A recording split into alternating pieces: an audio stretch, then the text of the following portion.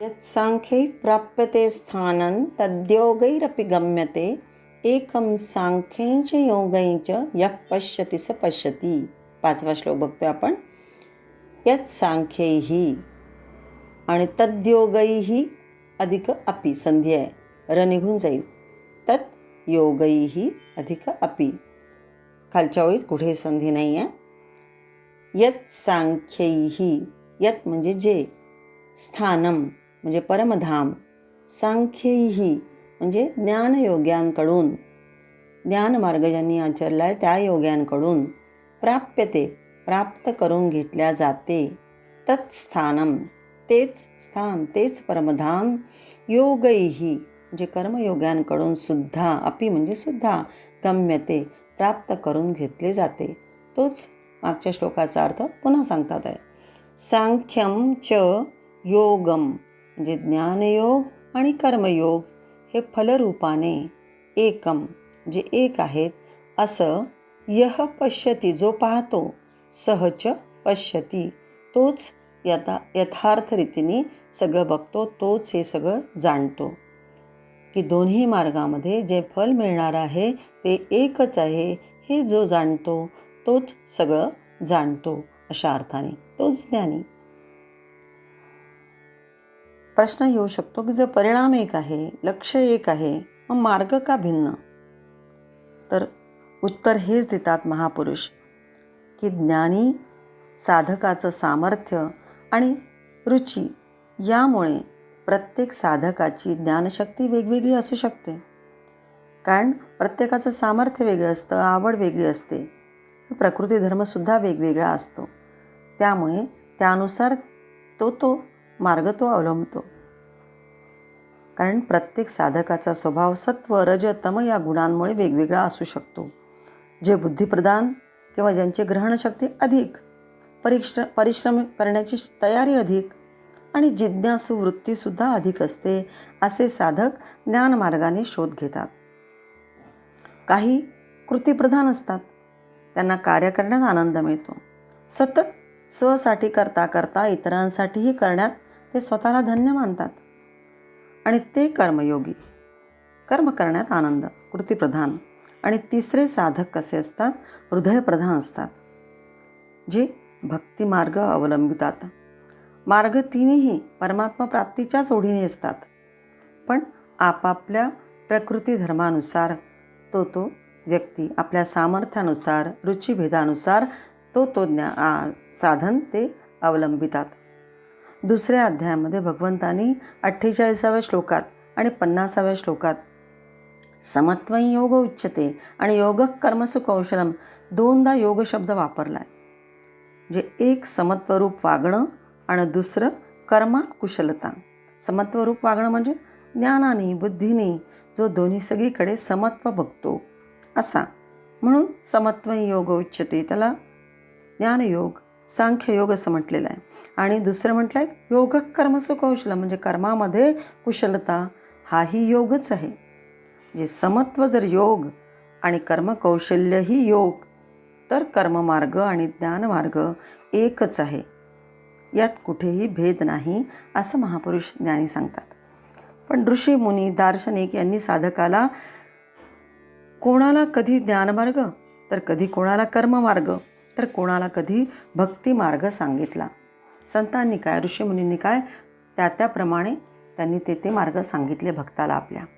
जसे उदाहरण बघू की एका वैद्याकडे 4-5 पेशंट आलेले आहेत आणि वैद्य त्यांची तपासणी करतात आहे. एकाची तब्येत बघून त्याला सांगितलं की तुमच्या तब्येतीला तूप वर्ज्य आहे बरं का, तुम्ही तूप अजिबात खाऊ नका. थोड्या वेळाने जेव्हा दुसरा पेशंट तिथे गेला तेव्हा त्याला म्हणतात तुम्ही रोज तूप खा, त्याने तुमची तब्येत सुधारेल. आणि तिसऱ्याला सांगितले पहाटे कोमट पाण्याबरोबर थोडं घ्या. चौथा पेशंट तिथे बसलेला असेल, ते सगळं ऐकतोय, तेव्हा तो म्हणेल हा कोणता वैद्य, एकाला एक सांगतोय आणि दुसऱ्याला दुसरं सांगतोय. एक काहीतरी सांगायला पाहिजे. पण वैद्य हे नेमकं जाणतो की कोणत्या रोग्याला कशाची आवश्यकता आहे, ज्याने त्याचं स्वास्थ्य ठीक होईल. म्हणजे जाणणारा कोण आहे? वैद्य, ज्ञानी. त्याला माहिती आहे की कोणासाठी काय आवश्यक आहे तेच सद्गुरू शिष्याच्या प्रकृती स्वभावानुसार, आपल्या भक्ताच्या स्वभावानुसार, गुणानुसार मार्गदर्शन करीत असतात. 4थ्या श्लोकातील पहिली ओळ जी आहे, सांख्य योगौ पृथक बाला प्रवदंतीन पंडिताः, ही आणि 5व्या श्लोकातील आता खालची ओळ, एकम सांख्यैच योगैच यः पश्यति स पश्यति. जे 4थ्या श्लोकातली पहिली ओळ आणि 5व्या श्लोकातली ही खालची ओळ, हे जर जोडले तर एक उत्तर मिळते. सांख्य आणि कर्मयोग वेगवेगळे असे अज्ञानी मानतात, पंडित नाही. ही पहिल्या ओळीचा अर्थ झाला 4थ्या श्लोकातल्या. आणि असे जो ज्ञानयोग आणि कर्मयोग याचं फळ एकच आहे, एकम सांख्यैच योगैच यः पश्यति, असे जो जाणतो, जो पाहतो, तोच खऱ्या अर्थाने पाहतो, असा सरळ अर्थ लावता येईल आता. आणि 5व्या श्लोकातली पहिली ओळ कोणती, यत् सांख्यैः प्राप्यते स्थानं तद्योगैः अपि गम्यते. आणि 4थ्या श्लोकातली खालची ओळ, एकम अपि आस्थितः सम्यक उभयोः विंदते फलम.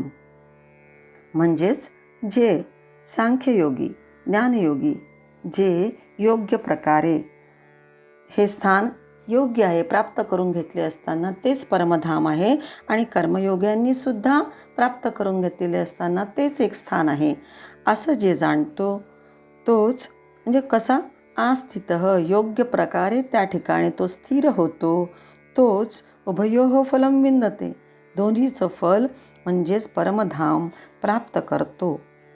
जे ज्ञानयोगांना परमधाम प्राप्त होते तेच कर्मयोगांना प्राप्त होते, असे एकाच ठिकाणी जो स्थिर राहतो, स्थित असतो, त्या दोन्हीचं फल एकच आहे हे जाणतो. अपि अव्यय आलेला आहे, म्हणजे पुढच्या पदाचा समावेश सुद्धा या ठिकाणी 4थ्या श्लोकात अपि आलेला आहे, अव्यय. अपीचं अव्यय जेव्हा असतं, अपि अव्यय, तेव्हा पुढे जे काही जे सांगायचं असेल पुढच्या पदामध्ये त्याचा समावेश असतो. असे असून सुद्धा असा त्याचा अर्थ असतो, म्हणजे त्यालाही मोजता येणं, हा त्या अपीचा अर्थ घ्यायचा. संसारामध्ये ही मान्यता आहे की कर्मयोग्याला कल्याण प्राप्ती नाही, तो कर्मबंधनात अडकतो असं आपण मानतो सांसारिक. कारण कर्म करणं यातून आपोआप बंधनं निर्माण होतच असतात, त्याला कल्याण मिळेलच असं नाही. पण ज्ञान आणि भक्तीनेच कल्याण साधता येतं असं आपण सामान्य समजतो. पण भगवद्गीता तसं मानत नाही. कर्मबंधनातून सुटका कशी होईल हे सांगणारं शास्त्र भगवद्गीता आहे. म्हणजे ज्ञानयोग आणि कर्मयोग दोन्हीही असामान्य आहेत. एकात कर्म प्रगट दिसतं आणि दुसऱ्यात कर्म करताना दिसत नसलं तरी अनंत कर्मे त्यात खचून भरलेली असतात. आणि कर्मयोगी जेव्हा कर्म करत असतो त्यामुळे त्याची प्रेरणा इतरांना मिळत असते. कर्मयोगी म्हटलं नुसता कर्म करणारा नाही, नुसती मजुरी करतोय किंवा नुसतंच कर्म करतोय तसं नाही. ज्ञानपूर्वक योग्य करणारा, असा निष्काम कर्म करणारा जो कर्मयोगी असतो त्याची प्रेरणा इतरांना मिळत असते. म्हणजेच या कर्मयोगाला सुद्धा कर्मबंधन लागत नाही. हाही श्रेष्ठ, हाही मार्ग श्रेष्ठ. कर्मसन्यासी कर्म न करूनही अलिप्त राहूनही ज्ञानपूर्वक कर्मे करत असल्याने इतरांना तो प्रेरणा देत असतो जणू काही. आणि कर्मयोगी हा निष्कामतेमुळे अनंत कर्मे परहितार्थ करीत असल्याने दोघांनाही एकच फलप्राप्ती मिळते. दोघांच्याही कर्मात सामर्थ्य आहे, म्हणजे ज्ञानयोगीच्याही आणि कर्मयोगीच्याही कर्मामध्ये कसं आहे, सामर्थ्य आहे. यः पश्यति सह पश्यति, हे जो जाणतो तोच खऱ्या अर्थाने सगळं जाणतो. निष्क्रियता भगवान श्रीकृष्णांना मान्यच नाही. प्रत्येकात काही ना काही गुण आहेत, विशेष आहेत, आणि त्याचा उपयोग त्याने स्वविकास, समाजहित आणि राष्ट्रविकासासाठी करायला हवा. हे प्रत्येक वेळेस याच्यातून उपदेश भगवंताने केलेला आहे.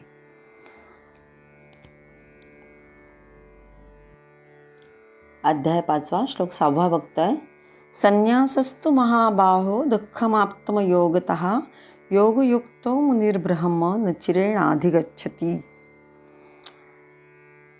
इथे तू म्हटलाय, परंतु हे महाबाहो, हे अर्जुना, अयोगतः संन्यासः, कर्मयोगाशिवाय संन्यास म्हणजे मन, इंद्रिय आणि शरीर यांच्याद्वारे होणाऱ्या सर्व कर्मांच्या कर्तेपणाचा त्याग.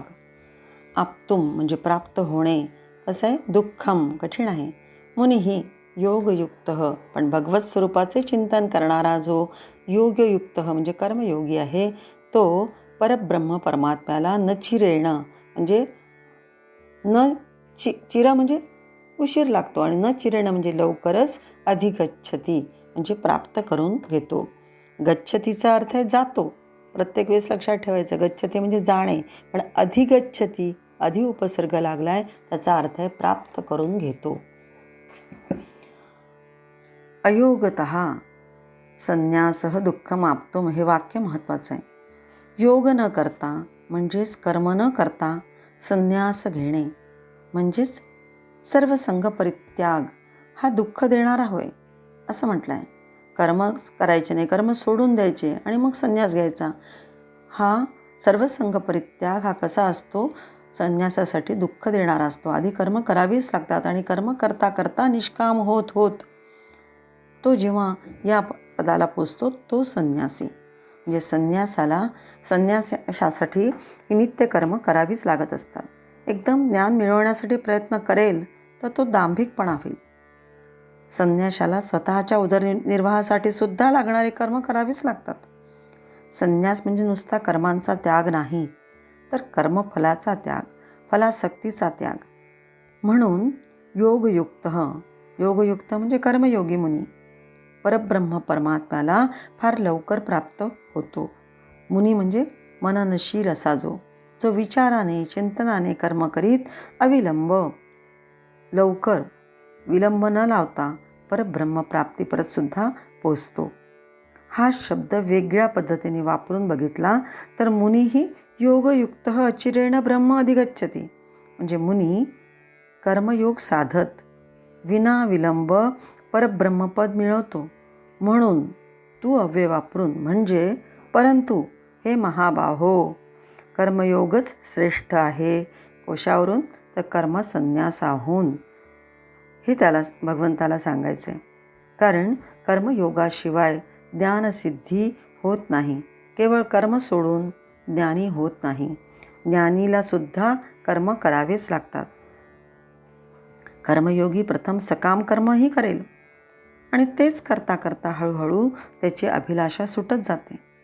कारण पद, पैसा, प्रतिष्ठा, वाहवा, गौरव हे मिळून झाले की मग इच्छा उरत नाही, आणि मग तोच पैसा दुसऱ्यांसाठी वापरावा ही जी जागृती असते ही कर्मयोगाच्या ठायी येऊ लागते. आणि मग त्याचे कर्म कसे होत जातात? निष्काम होऊ लागतात. म्हणजे संपूर्ण जीवन त्याचं कर्मयोगाचं असतं. आमची भारतीय संस्कृती कर्मप्रवर्तक आहे. कर्मयोगाची परंपरा लाभलेली ही कर्मभूमी आहे. ऋषीमुनीसुद्धा केवळ जपजाप्यामध्ये नव्हते, तर सांसारिक वास्तवता स्वीकारित, गृहस्थाश्रम नीट आचरून, भोगातच न रमता विश्वकल्याणाची चिंता करीत अनेक ज्ञान स्वतः प्राप्त करून इतरांना त्यांनी कर्मप्रेरणा दिली आणि कर्मयोग प्रतिष्ठित केला. सगळे ऋषी अगदी सप्तर्षीसुद्धा गृहस्थाश्रमी होते.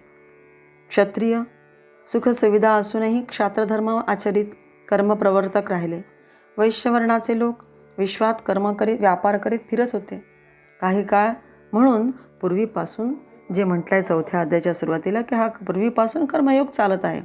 मध्ये काही काळ कालेन नष्ट म्हणजे काही काळ तो नष्टप्राय झाल्यासारखा वाटला.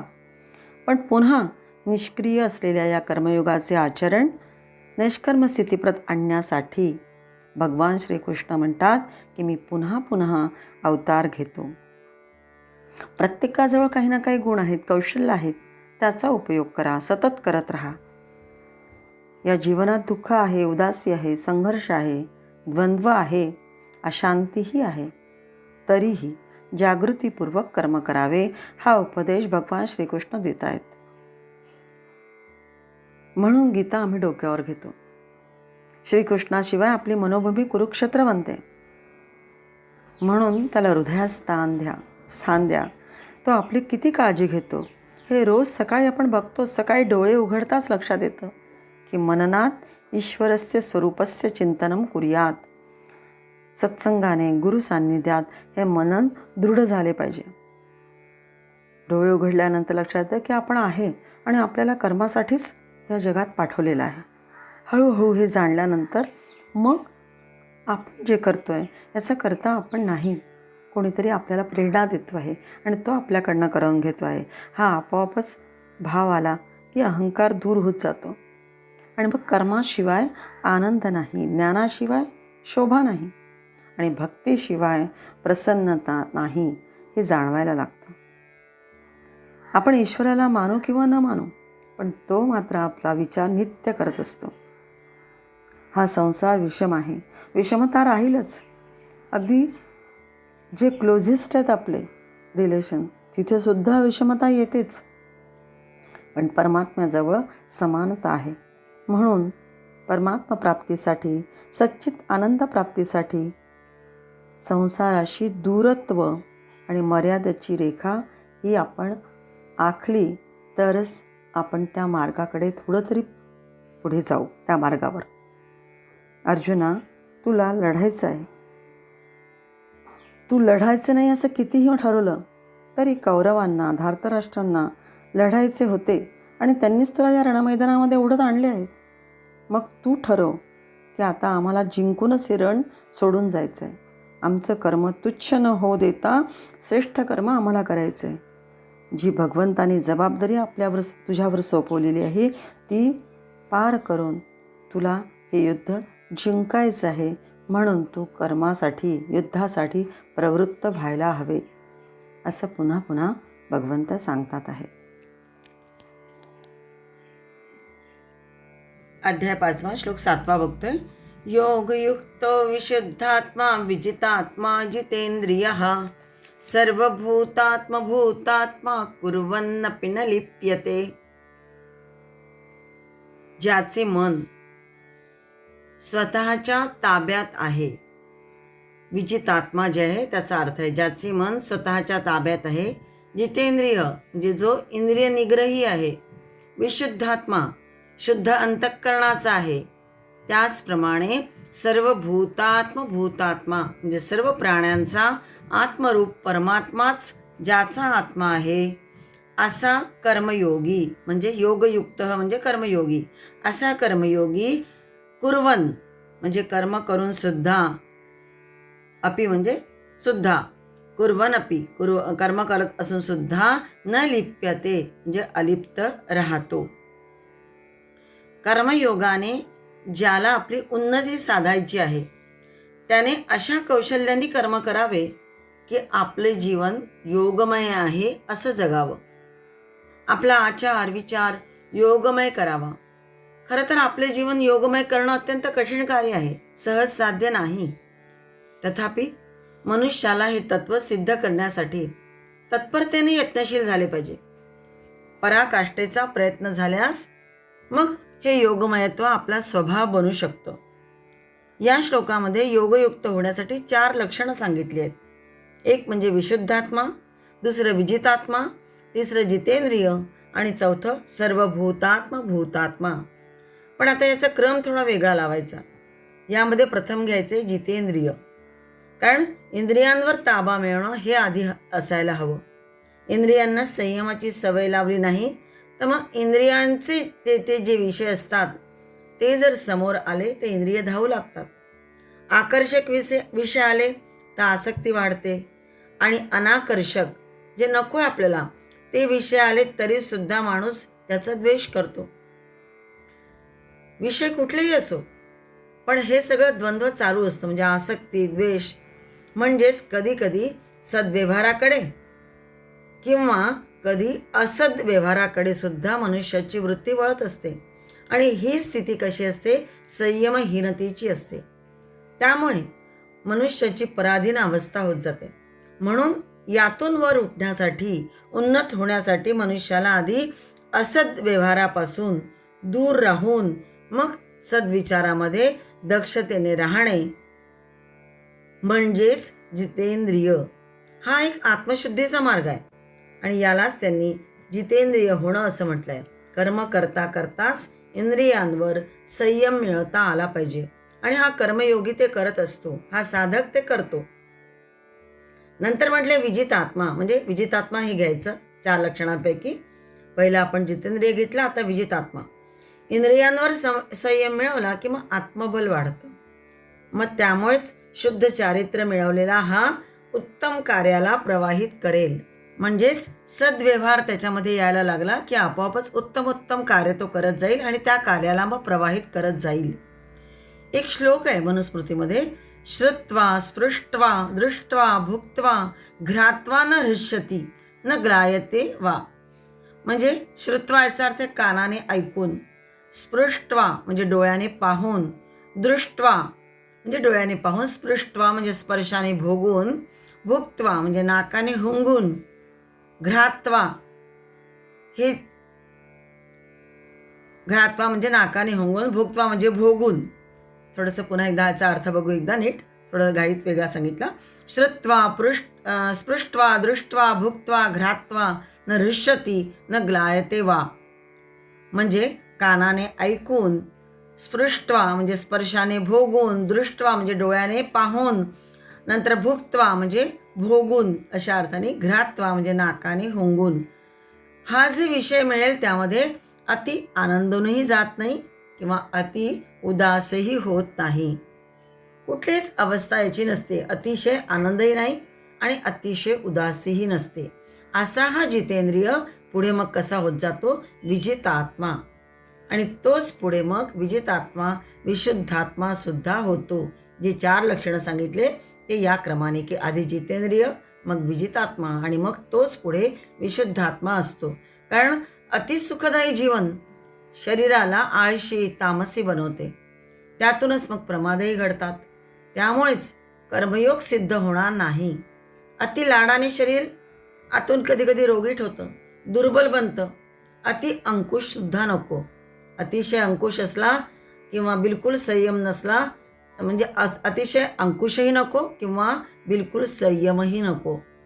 समत्व समता सर्वत्र ठेवीत मग हा कसा होतो, विशुद्धात्मा. आत्मशक्ती वाढवत जातो शुद्ध आचरणामुळे आणि मग सर्व भूतात्मा होतो. तोच सर्वांशी मग प्रेमाने वागतो, भेदाभेद त्याच्यामध्ये नसतो. म्हणजे समत्व वृत्ती त्याच्या ठाई आलेली असते. कोणाचा द्वेषही नाही आणि कोणावर अतिप्रेमही नाही. अति आनंदून जाणं नाही किंवा अति उदास होणं नाही. या सगळ्या द्वंद्वाच्या पलीकडे हा जातो. योगयुक्त जो आहे म्हणजेच कर्मयोगी. आणि मग कर्म करूनही कुर्वन अपि न लिप्यते, याचा अर्थ कर्म करीत असून सुद्धा मग हा लिप्त होत नाही. योग बुद्धीने सर्व करतो तोच कर्मयोगी मग कर्मसन्यासी होय. म्हणजेच कर्मयोग करता करता आपोआपच कर्मफलाची अभिलाषा सुद्धा त्याच्यात नसते, अहंकार नसतो, सगळ्यावर त्यांनी ताबा मिळवलेला असतो. त्यालाच त्यांनी कर्मसन्यासी असं म्हटलेलं आहे. संन्यास म्हणजे नुसते वस्त्र धारण करून, भगवे वस्त्र असो किंवा श्वेत वस्त्र असं धारण करून नुसता संन्यास घेणे हा अर्थ नाही, तर कर्मही करायचं आणि कर्म करता करता निरहंकार वृत्तीने किंवा अभिलाषारहित कर्मफलरहित कर्म करणारा असा हा कर्मयोगी कर्मसन्यासी होय. यातून हेच लक्षात घ्यायचं आहे की इंद्रिय काय, हरिद्वार आहे. इंद्रियांना हरिद्वार म्हटलेलं आहे. डोळ्यामध्ये प्रभुमूर्ती, कानामध्ये सदैव प्रभुचिंतन, हृदयात प्रभुप्रेम आणि जिव्हेनी सदैव प्रभुनाम, पायाने सदैव प्रभुयात्रा, हाताने प्रभू समर्पित सगळी कामं करीत जाणे. म्हणून इंद्रियांना त्यांनी हरिद्वार म्हटलंय. भगवंत म्हणतात हे सगळं असं असायला हवं. अर्जुना, खरा कर्मयोगी लिप्त न होता जेव्हा कर्मे करतो तेव्हा तो अनंत कर्मांना प्रेरणा देत असतो. लिप्त झाला की फक्त स्वतःपुरताच बघणार तो. आसक्त झाला की फक्त स्वार्थ हेच त्याच्यामध्ये येणार. पण जेव्हा हा लिप्त होत नाही कशामध्ये, असा कर्मयोगी मग आपोआपच अनंत कर्मांना प्रेरणा देत जातो. म्हणजे मग लोक याचा आदर्श स्वतःपुढे ठेवत जातात. याचे कर्म प्रवाही रूपात चालूच असतं आणि लोक त्याही मार्गाने आपोआप मग ओढले जातात, कारण याचे कर्म शुद्ध असतात. म्हणून म्हणून तो अनंत कर्मांना प्रेरणा देत असतो असं म्हटलंय. इंद्रियांवर ताबा मिळवून सत्कर्माकडे तुझी प्रवृत्ती वळव, कारण हे युद्ध कसं आहे, सद्धर्मासाठी आहे. म्हणून तुला हे युद्ध कर्म तुला बंधनकारक होणार नाही. हे जणू काही भगवंतांना सांगायचंय. मनाचा तोल जाऊ न देता स्थिर बुद्धीने तू हे कर्म कर. उदास न होता तुला हे आता कर्तव्य कर्म करायचं आहे, स्थिर बुद्धीने करायचंय. हेच जणू या श्लोकातून सांगायचंय.